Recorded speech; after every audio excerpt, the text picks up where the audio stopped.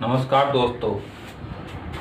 पिछले वीडियोज में हमने पाठ 1 और पाठ 2 का अध्ययन किया। आज हम अध्ययन करेंगे पाठ 3, जिसके अंतर्गत हम पढ़ेंगे परमाणु और अणु। सबसे पहले बात आती है कि परमाणु क्या है, परमाणु किसे कहते हैं। बेटा, परमाणु किसी भी पदार्थ का वह सूक्ष्मतम कण है जिसको विभाजित नहीं किया जा सकता। अर्थात किसी पदार्थ को यदि हम तोड़ें, विभाजित करें, तो एक स्थिति ऐसी आती है, एक कण ऐसा प्राप्त होता है जो कण अविभाज्य होता है। तो इस अविभाज्य कण को हम क्या कहते हैं? परमाणु कहते हैं। क्या कहते हैं बेटा? परमाणु कहते हैं।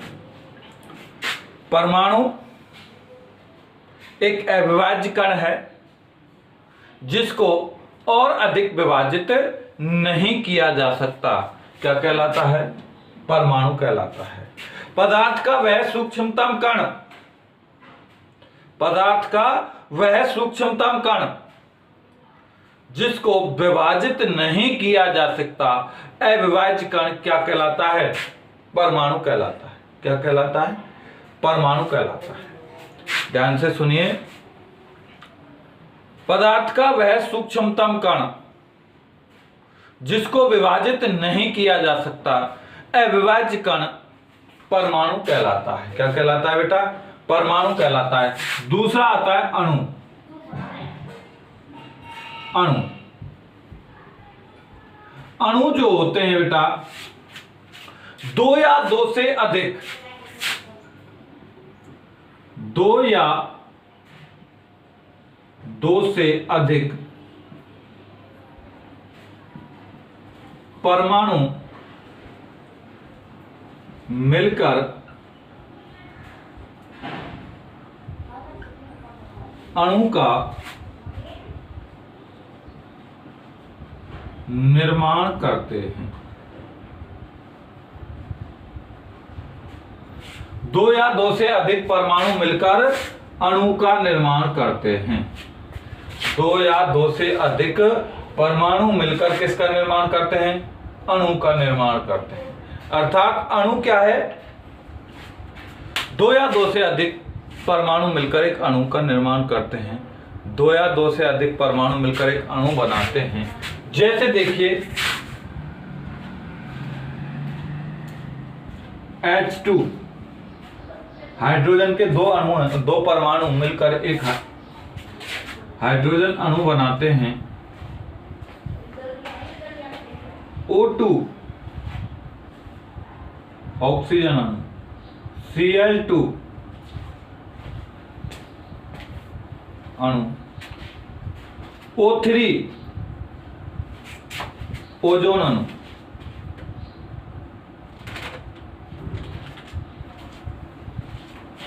तो दो या दो से अधिक, दो या दो से अधिक परमाणु मिलकर एक अणु का निर्माण करते। तो हम बात कर रहे हैं परमाणु एवं अणु की। दो या दो से अधिक परमाणु मिलकर किसका निर्माण करते हैं? एक अणु का निर्माण करते हैं। किसका निर्माण करते हैं? एक अणु का निर्माण करते हैं। अब देखिए बेटा, एक आता है यौगिक और मिश्रण। यौगिक, ये पिछले पाठ में भी पढ़ा था हमने यौगिक और मिश्रण के बारे में। तो यौगिक क्या होता है? यौगिक वे पदार्थ होते हैं, वे पदार्थ जो दो या दो से अधिक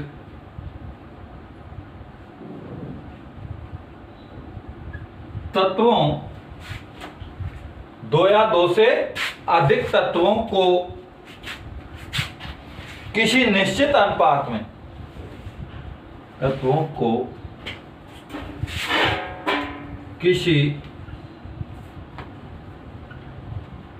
निश्चित अनुपात में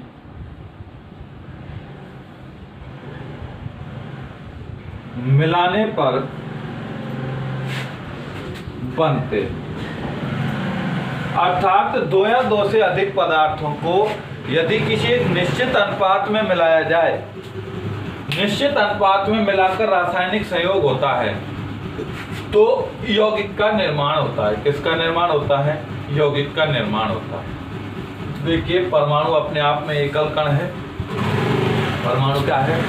परमाणु अपने आप में एक एकल कण है जो कि अविभाज्य होता है। जो कि क्या होता है? अविभाज्य होता है, जिसको विभाजित नहीं किया जा सकता। और दो या दो से अधिक परमाणु मिलकर, दो या दो से अधिक परमाणु मिलकर एक अणु का निर्माण करते हैं। किसका निर्माण करते हैं? एक अणु का निर्माण करते हैं। और ये कह सकते हैं कि दो या दो से अधिक अणु मिलकर आपस में यौगिक का निर्माण करते हैं या मिश्रण का निर्माण करते हैं। यौगिक जब बनता है तो तत्व एक निश्चित अनुपात में क्रिया करते हैं।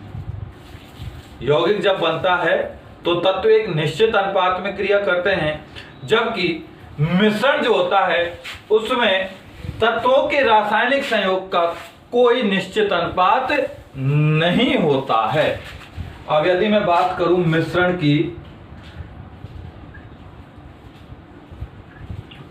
तो वे पदार्थ जिनमें दो या दो से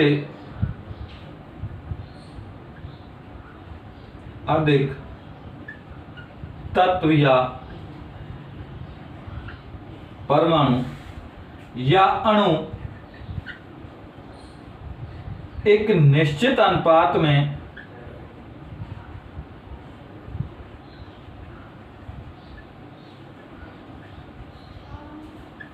संयोग या एक निश्चित अनुपात में नहीं होते। मिश्रण जो होता है, मिश्रण का निर्माण जो होता है, मिश्रण के निर्माण में तत्वों के या परमाणु या अणुओं के मिलने का एक कोई निश्चित अनुपात नहीं होता। कोई निश्चित अनुपात नहीं होता, किसी निश्चित अनुपात में नहीं मिलते हैं। क्या कहलाता है? मिश्रण कहलाता है। क्या कहलाता है? मिश्रण कहलाता है। अब बेटा बात आती है कि यहां बार बार तत्व शब्द का उपयोग हो रहा है, तो ये तत्व क्या है? तो देखिए, तत्व की यदि हम बात करें तो तत्व किसी पदार्थ का वह मूल रूप है। तत्व किसी पदार्थ का वह मूल रूप है जिसे रासायनिक अभिक्रिया द्वारा अन्य पदार्थों में विभाजित नहीं किया जा सकता। बात करें हम, तत्व क्या है? तत्व क्या है? तत्व पदार्थ का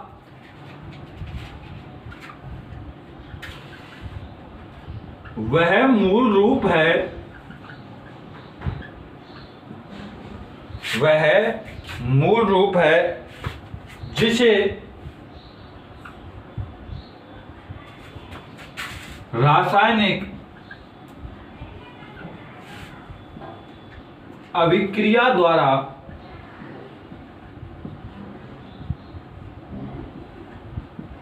रासायनिक अभिक्रिया द्वारा अन्य सरल पदार्थों में, अन्य सरल पदार्थों में विभाजित नहीं किया जा सकता है। तत्व पदार्थ का वह मूल रूप है, तत्व पदार्थ का वह मूल रूप है जिसे रासायनिक अभिक्रिया द्वारा अन्य सरल पदार्थों में विभाजित नहीं किया जा सकता। अर्थात पदार्थ का वह मूल रूप जिसको विभाजित नहीं किया जा सकता है तत्व कहलाता है। जैसे देखिए, Fe iron, Ag silver, sodium Na, Mg magnesium आदि, ये सभी क्या हैं? तत्व हैं, इन्हें किसी पदार्थ में रासायनिक अभिक्रिया द्वारा विभाजित नहीं किया जा सकता। किसी रासायनिक अभिक्रिया द्वारा इनको यदि हम विभाजित करने की सोचें तो इनको विभाजित नहीं किया जा सकता है। ठीक, अब बेटा बात आती है, यहां से आगे हम बात करते हैं कि परमाणु की संरचना क्या है, परमाणु किन किन से मिलकर बना होता है, परमाणु में कौन कौन से कण पाए जाते हैं। तो बेटा देखिए, परमाणु की यदि हम बात करें तो परमाणु में मूल रूप से 3 कण पाए जाते हैं। कितने कण पाए जाते हैं? 3 कण पाए जाते हैं, जिनको हम कहते हैं इलेक्ट्रॉन, नंबर 2 प्रोटॉन और number 3 neutron. Number 1 electron, number 2 proton और नंबर 3 न्यूट्रॉन। देखिए बेटा, इलेक्ट्रॉन जो होता है वो धनावेशित कण होता है।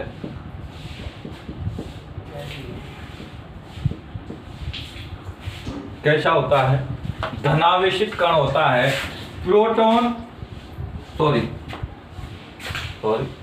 इलेक्ट्रॉन ऋणावेशित होता है। ऋणावेशित,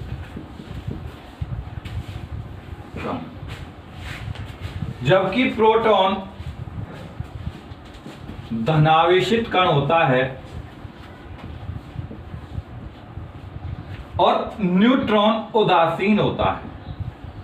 न्यूट्रॉन पर कोई चार्ज नहीं पाया जाता। तो परमाणु में मूल रूप से 3 कण पाए जाते हैं, इलेक्ट्रॉन, प्रोटॉन और न्यूट्रॉन। ध्यान रखना है, परमाणु में 3 अपरमाणु कण पाए जाते हैं, मूल रूप से इलेक्ट्रॉन, प्रोटॉन और न्यूट्रॉन। इलेक्ट्रॉन ऋणावेशित होते हैं, प्रोटॉन धनावेशित होते हैं और न्यूट्रॉन उदासीन होता है। न्यूट्रॉन क्या होता है बेटा? उदासीन होता है। तो देखिए, अब यदि हम परमाणु की संरचना के बारे में बात करें तो देखिए, परमाणु में एक धनावेशित नाभिक पाया जाता है। क्या पाया जाता है? नाभिक पाया जाता है और नाभिक के चारों ओर विभिन्न कक्षाएं पाई जाती हैं। क्या पाई जाती हैं? विभिन्न कक्षाएं या कोष पाए जाते हैं। बोर के परमाणु मॉडल अनुसार परमाणु में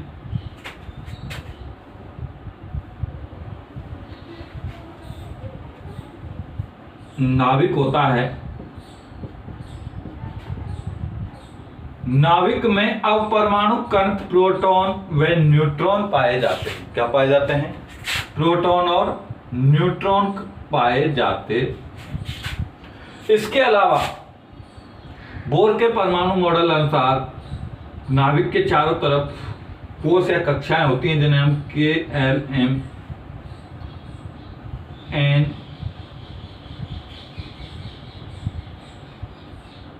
से प्रदर्शित करते हैं,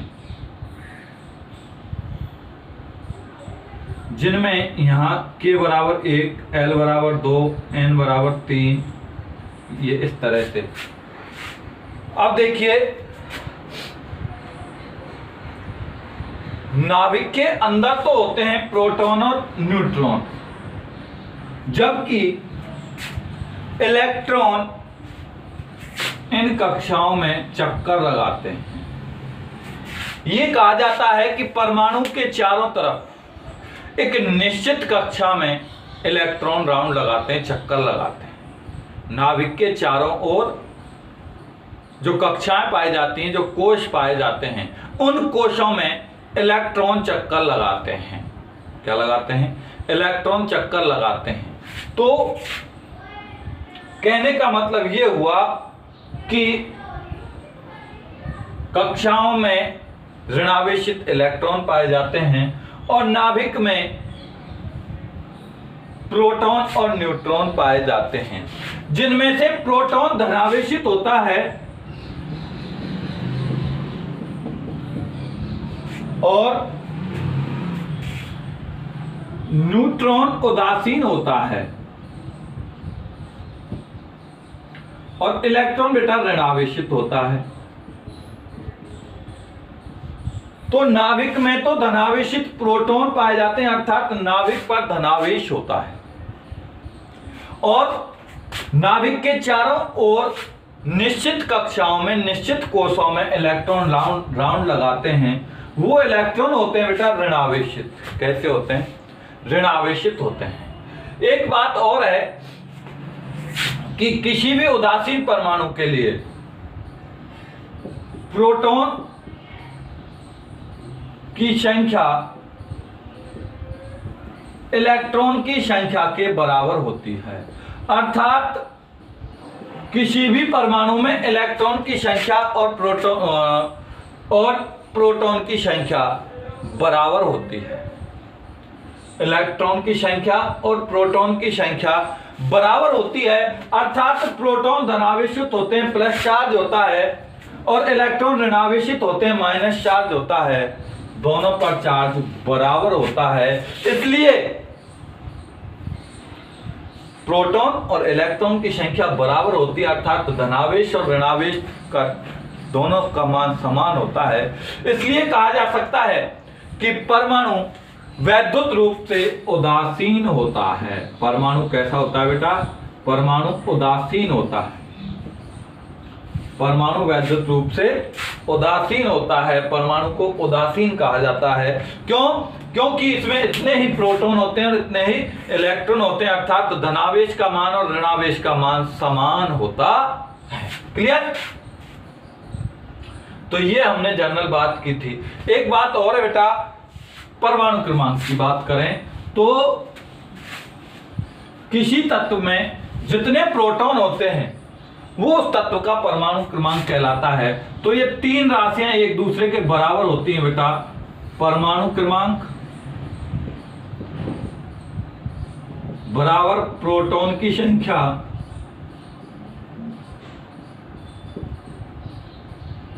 बराबर इलेक्ट्रॉन की संख्या।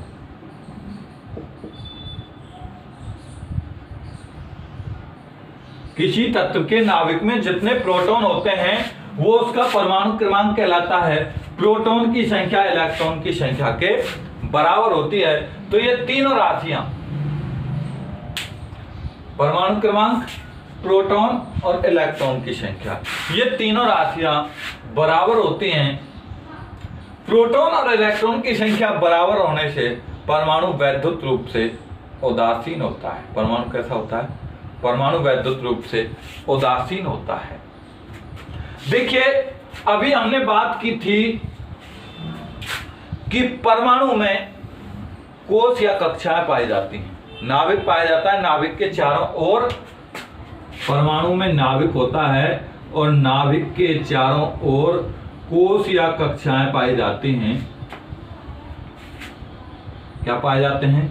कोश या कक्षाएं पाई जाती हैं, जिनमें इलेक्ट्रॉन चक्कर लगाते हैं।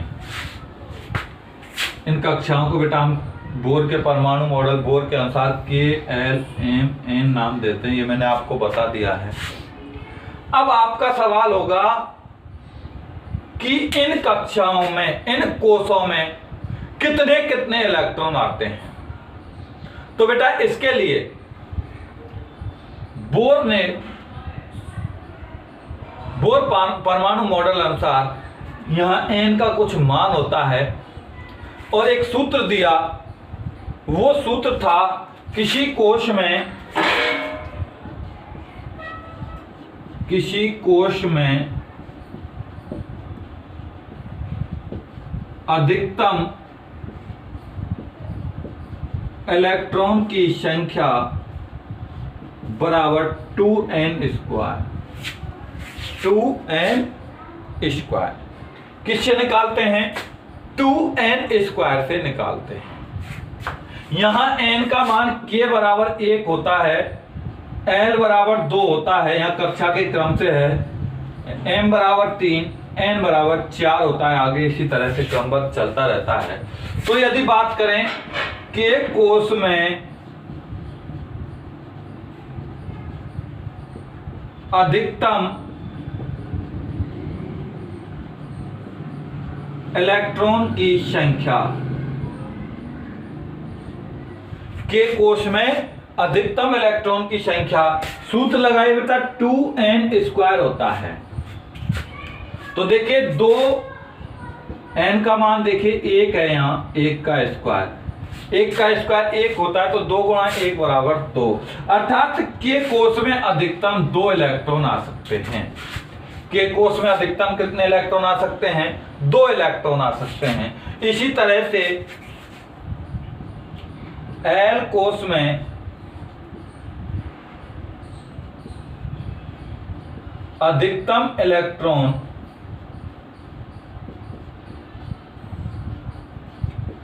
की संख्या बराबर, देखिए 2 गुणा 2 का स्क्वायर बराबर 2 गुणा 4 इंटू 8। कितने इलेक्ट्रॉन आ सकते हैं? अधिकतम 8 इलेक्ट्रॉन आ सकते हैं। कितने इलेक्ट्रॉन आ सकते हैं? के कोष में अधिकतम 8 इलेक्ट्रॉन आ सकते हैं। एम कोष की बात करें, एम कोष में अधिकतम इलेक्ट्रॉन बराबर 2 गुणा 3 का स्क्वायर 2 गुणा 9 बराबर 18 इलेक्ट्रॉन। कितने इलेक्ट्रॉन आ सकते हैं? 18 इलेक्ट्रॉन आ सकते हैं। कितने इलेक्ट्रॉन आ सकते हैं? 18 इलेक्ट्रॉन आ सकते हैं। अधिकतम कितने इलेक्ट्रॉन आ सकते हैं? 18 इलेक्ट्रॉन। एन कोष में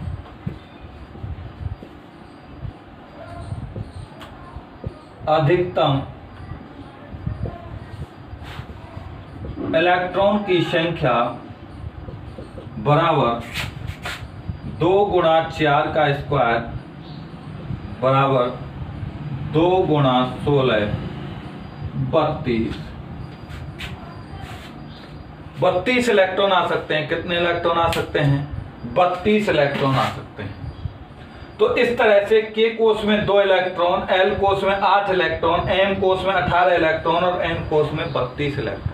आगे भी इसी तरह हम 2n² सूत्र से आपसे प्रश्न पूछा जा सकता है कि किसी कोष में अधिकतम इलेक्ट्रॉन ज्ञात करने का सूत्र लिखिए, या किसी कोष में अधिकतम कितने इलेक्ट्रॉन आ सकते हैं, तो वो होता है 2n² इलेक्ट्रॉन। कितने इलेक्ट्रॉन आ सकते हैं?